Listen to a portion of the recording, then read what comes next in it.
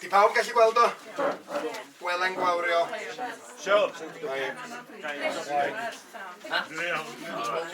Ia. So hon di'r unig un sydd wedi dod allan o caneuon ffydd, fel welwch chi.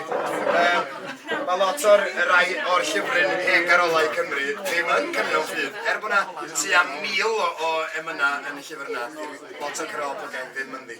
Mae hon yn un dibyn bach mwy cyfarwydd.